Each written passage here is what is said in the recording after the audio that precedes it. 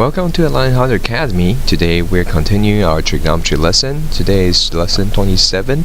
Right now we are in the sections where we're talking about graphs of trigonometric functions, like sine, cosine, tangent, and so on and so forth. Now we have already covered most of the features of the graphs. So today we're going to focus on sine and cosine functions, whereas they're called sinusoidal functions. So we're going to focus on the equation of sinusoidal functions. So cosine and sine functions, they have this general pattern. In a general form, we can go ahead and use a sine of bx minus c plus d. Now, different textbooks can have different approach to this general equation, but this is how I would like to set it up. This is a sinusoidal function because sine and cosine can be interchangeable. So whether this is sine or cosine doesn't matter.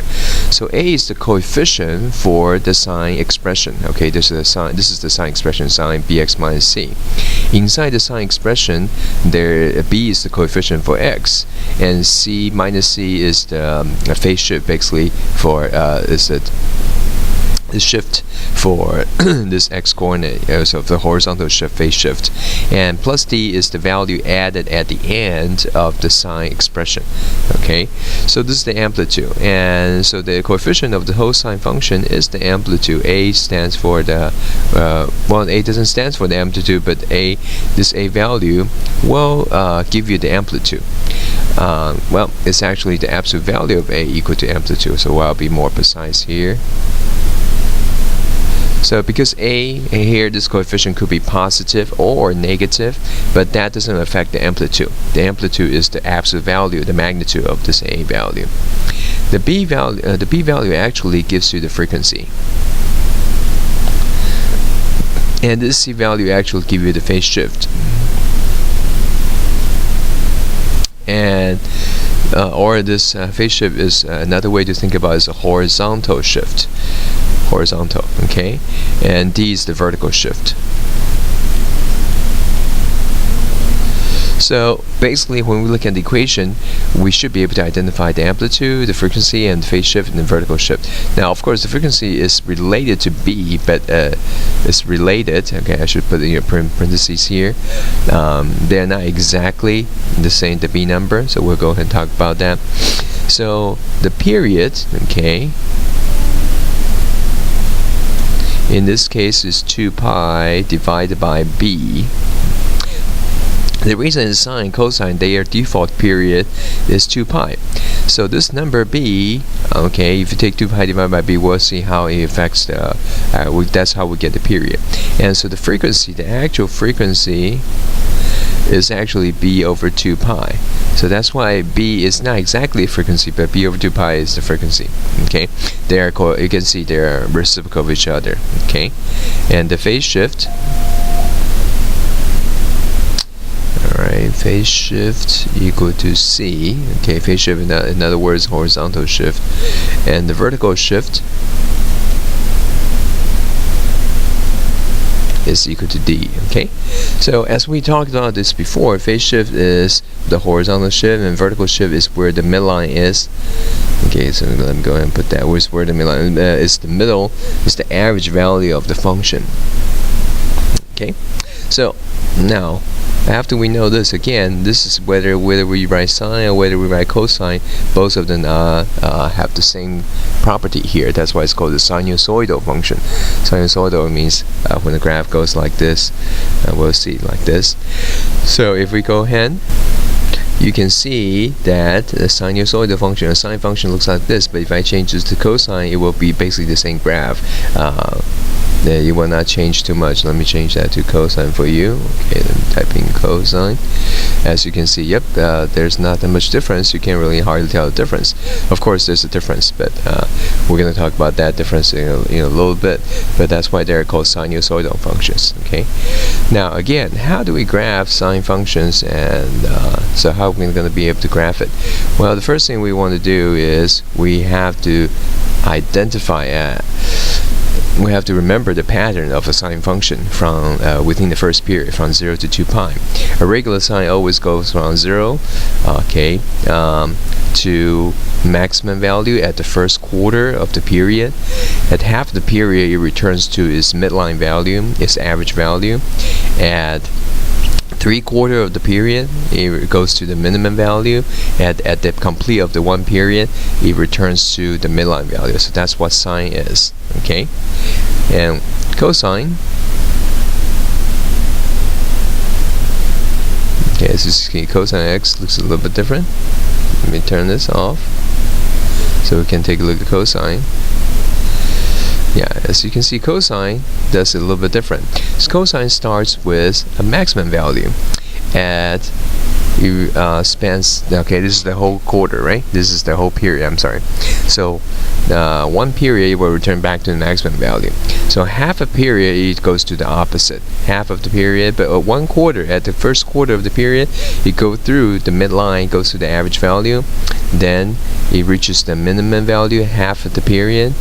Halfway through the period, 3/4 through the period, it will return to the midline, and then it will return to the maximum at the end of the period. So those will be the important key features that we really need to remember. Okay. Alright, so let's take a look at some examples as how do we graph it.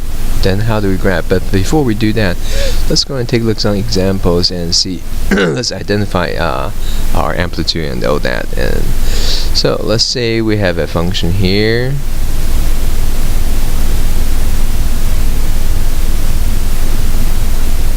Alright, so let's take a look at this. This is a simple equation. F of x equal to -3 cosine 2x. So what we want to do is we want to identify the amplitude. But before we can identify amplitude, let's identify a.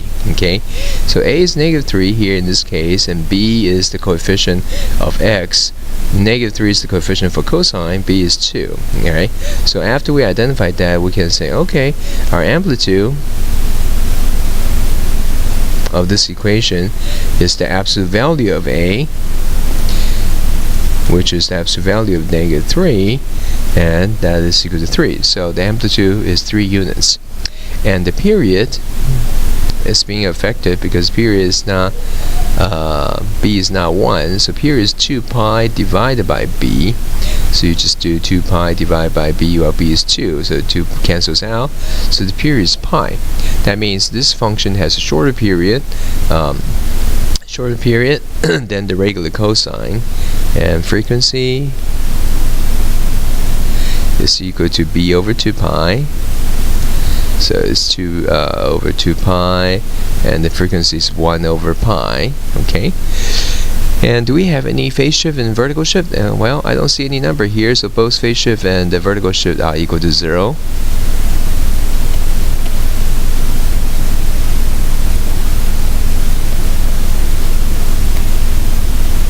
Okay, both phase shift and vertical shift equal to 0. Okay, so how do we make a sketch of this? Okay, so let's try go ahead and sketch this function. Once we identify all these 5 elements, amplitude, period, frequency, phase shift, vertical shift, we can actually sketch this graph. We can do a quick sketch here. Now let's go ahead and sketch 2 period of it. Okay. Now, before we can sketch, we actually need to identify the beginning of a period. We want to identify where's the beginning of the period. The beginning of the period is c over b. Is c over b. Okay, that's I have not talked about this. And ending of the period. Ending of that first period would be c over b plus 2 pi over b. Now, where do I get that from?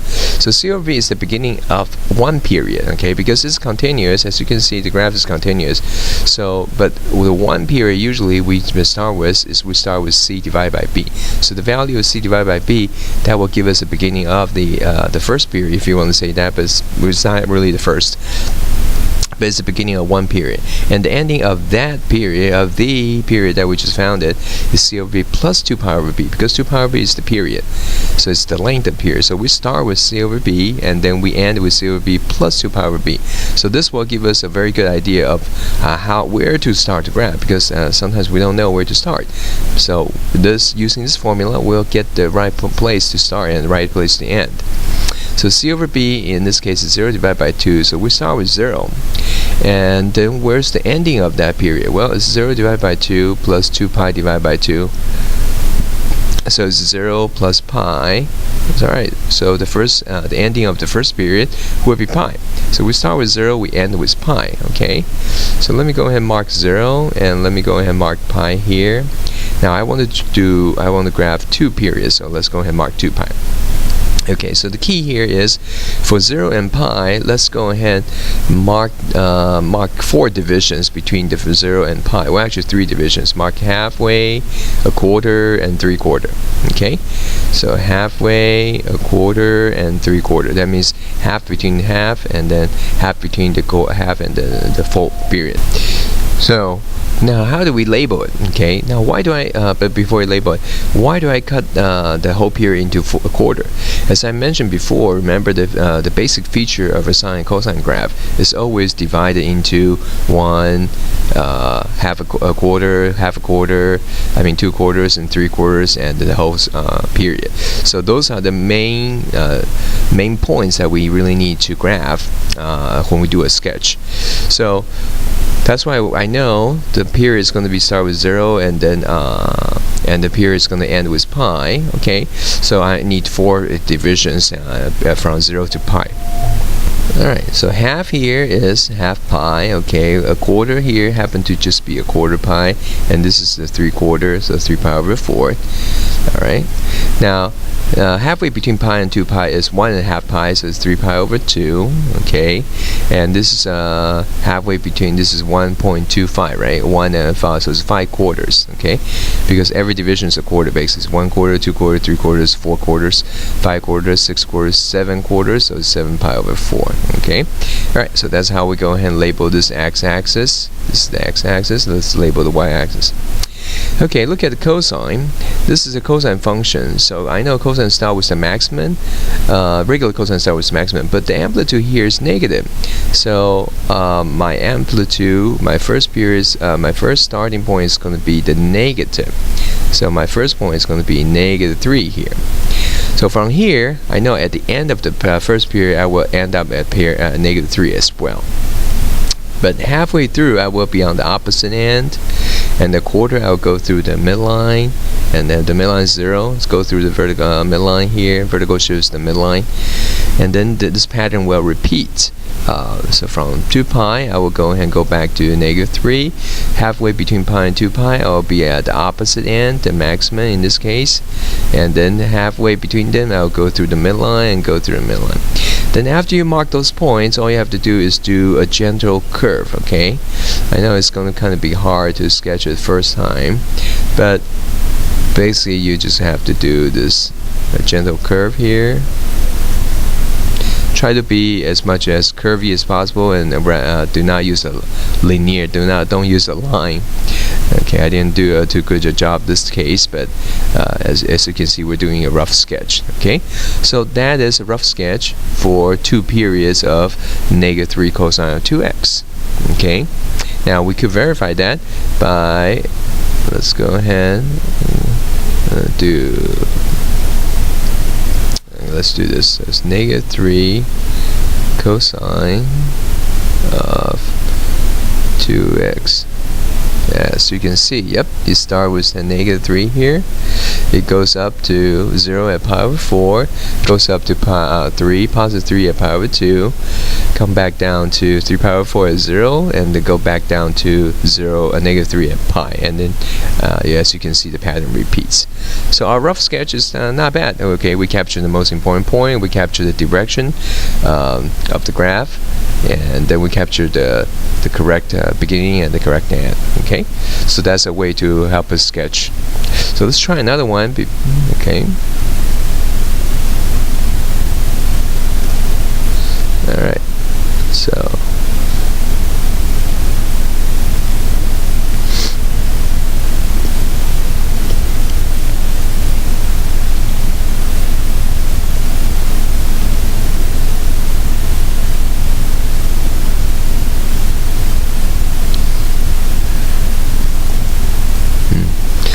let's go ahead and don't do with any phase shift yet. Okay, let's just go ahead and try to amplitude and period, and let's see what happens here. Okay, alright, so here A is equal to 1/2, as you can see, and B also is equal to 1/2. B is the coefficient of X. Okay, so the amplitude here, the amplitude is 1/2. Okay, that's the amplitude, and the period is 2 pi over B. So 2 pi over 1/2.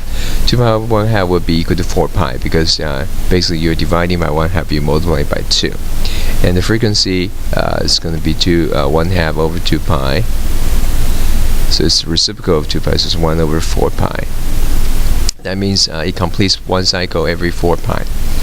Okay, and I see no vertical shift. I see no phase shift.